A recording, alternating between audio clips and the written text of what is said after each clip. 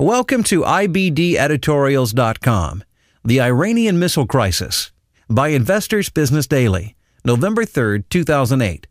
National security. While the U.S. scores yet another successful missile intercept, the missile defense chief warns that Iran could target all of Europe and the U.S. within 5 years.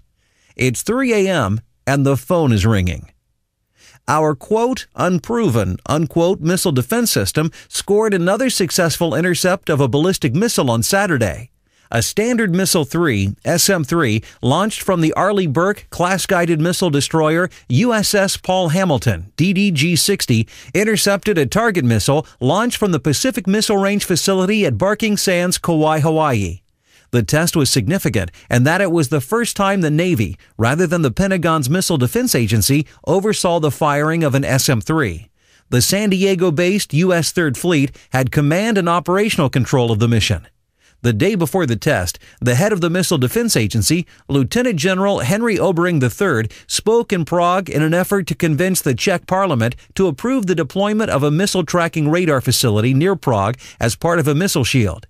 Along with missile interceptors based in Poland, this facility will provide a defense against Iranian missiles.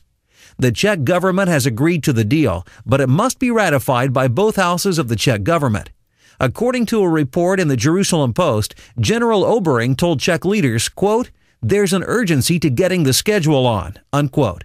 That urgency, Israel Radio reported Obering as saying, was that Iran is not far from attaining the means to use missiles against all of Europe and against the U.S. in 5 to 6 years.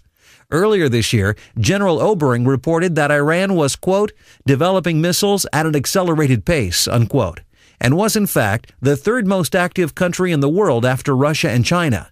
A further concern is an Iranian missile test conducted in February at the televised opening of an Iranian space center in the Semnan Desert southeast of Tehran.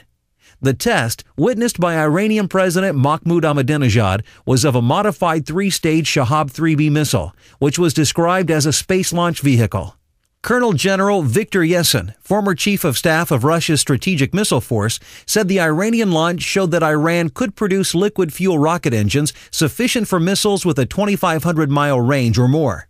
With strap-on boosters, such a missile could reach North American targets.